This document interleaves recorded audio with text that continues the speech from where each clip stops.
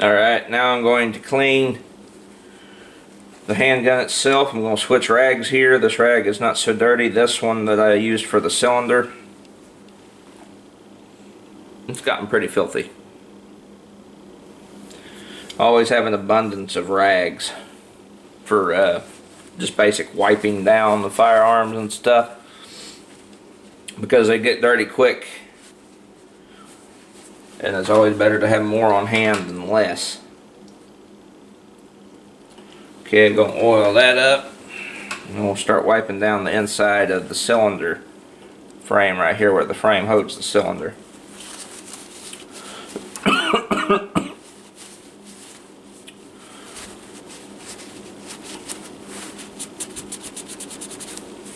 Oh yeah, look at that. That's why you need to clean them. Why you need to attentively clean your firearms. It doesn't matter if it's a revolver, an AR-15, an AK-47, an M1A, an FAL, an AR-10. You gotta clean them, because they cake up the dirt and the crap pretty quick. Now, if you are in a situation where you are going to the range very often, like say you go to the range like three times in 1 week, back to back, probably don't need to clean as religiously. But when the shooting sessions end, you know, when it comes to an end and you've come to a rest period and you're not shooting no more, you probably ought to take that AR or that AK or whatever you've been out shooting for like 3 days in a row and start cleaning it up. Because I have a story to tell about the time that I had been out and I had shot several times. I've had a few weeks in the past where I went out basically 4 or 5 days in a row with my buddies and friends and family on like any given day of the week. We'd just go out and shoot when everybody had more time and gun prices and ammo prices weren't so high. They'd go out and shoot. Basically, just spent a whole week in the woods that one month. I actually spent a whole couple weeks in the woods. Just you come back home, go to sleep, wake up next day, hey, let's go shoot. Okay, type deal. And anyway, on one of those days, I brought my Mauser, and I ran some of that corrosive ammo through it. And of course, it was one of them weeks, like I just got done mentioning, where you go out and shoot all the time. Well, I forgot to clean my guns when I got back, because, you know, I got lazy. And you know, you just don't know when your next range trip is going to be, so I set my rifles in the gun rack and didn't come back to them for about a week or two.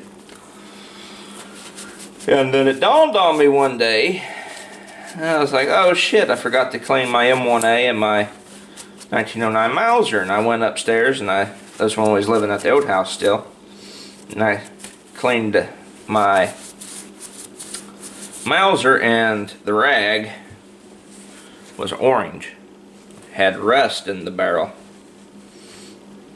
and I'd like to have shit myself. So from that point on, I try my best to get to them and clean them. And if I know that I didn't run corrosive ammo, I might let them sit for a while, because right now is a cold time of the year, not much humidity. And I didn't really shoot a big volume of ammo. So some cases you can let it slide, but like I'm doing right now, I'm cleaning my Heritage Rough Rider.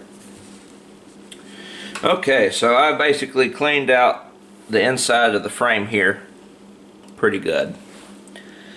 I've hit most of the areas, and go back through and hit it one more time as I tell my story here. clean it out. And it's looking pretty good. I mean, it could be better, but for video purposes, I'd say it's pretty good. Now the next step, of course, like in the last video with my Smith, is to clean out the barrel. So that's what I'm going to get to now.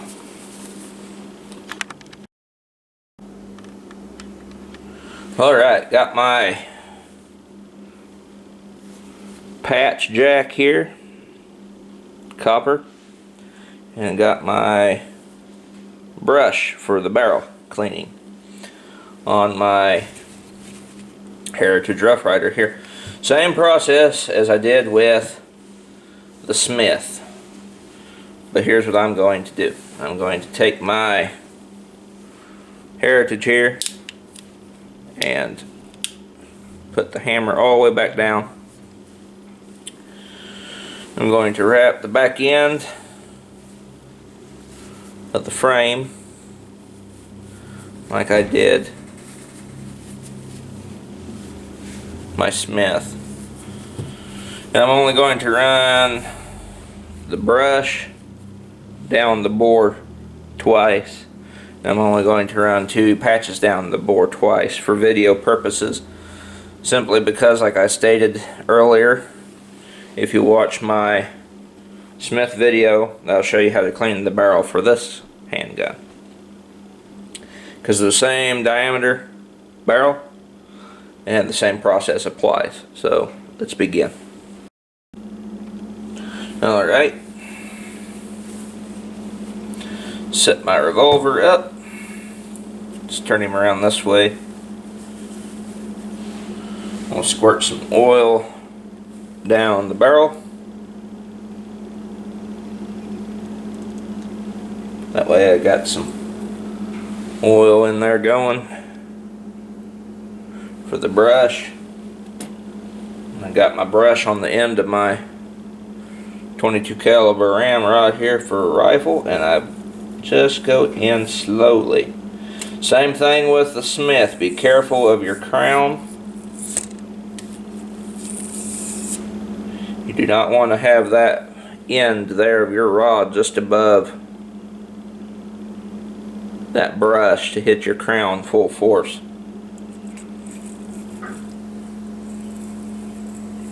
Just want to go in slow. Okay, ran the brush down it twice. Set my handgun down.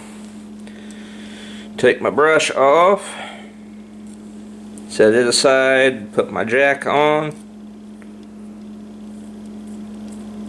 22 caliber, both 22 caliber. Grab a little patch. Put some oil on it. As you can all see there. Okay, got some oil on it. Put it on the end of that. Set my handgun back up. Like so. You're all able to see. Start it down. There we go. Okay.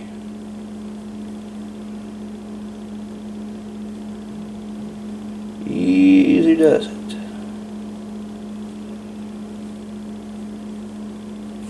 There we go.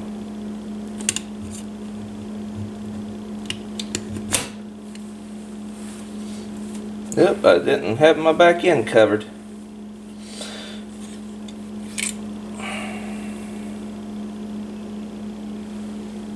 Okay, I'll fix that next time. I'm going to set my barrel down, move my brush over, set my handgun down. It's a dirty patch. Dirty, dirty, dirty. Alright, oil up another one.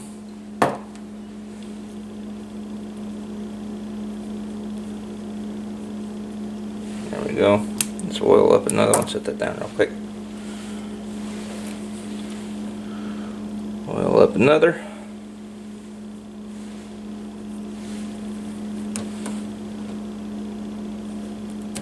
Put it on.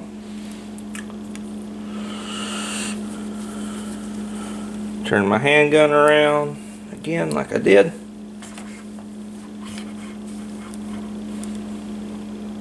And start my patch.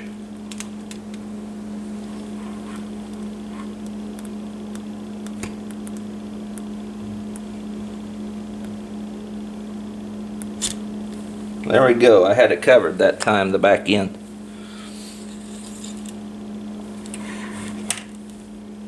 Alright. Easy peasy lemon squeezy. Set that there. It's not so dirty that time. And if I ran 2 or 3 more through it, she'd be as clean as a whistle.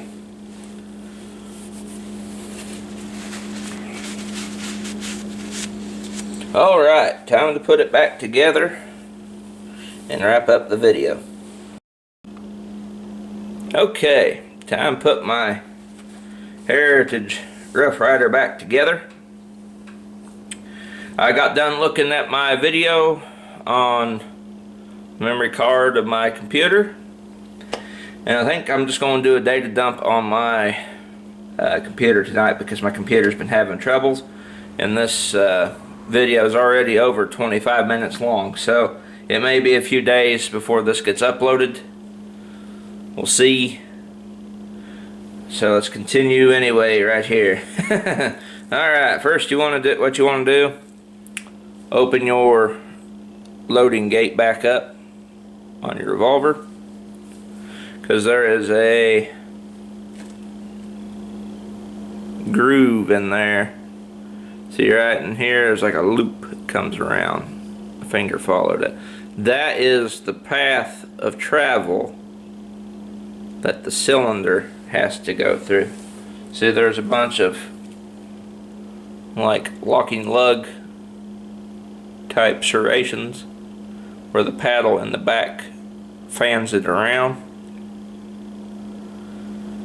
and those have to go into that loop inside the frame.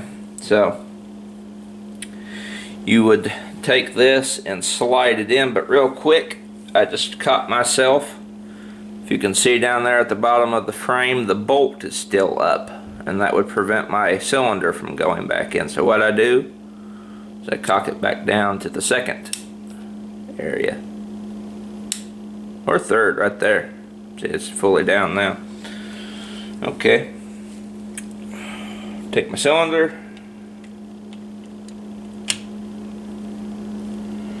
make sure it's in there all good. There we go. It takes a little finessing, little wiggling for it to lock back in with the paddle. And I take my rod here, close that gate back up, take my rod, put it back under the barrel. Gotta depress this here, let that fall in. There we go. Alright. There we go.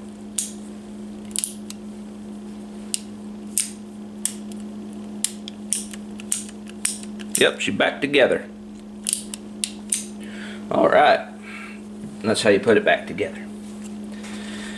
Okay, so that is how I clean my Heritage Rough Rider. Just figured I'd show you the quick and easy way of how I do it. And I left out the stuff that I'd already repeated in the Smith & Wesson video.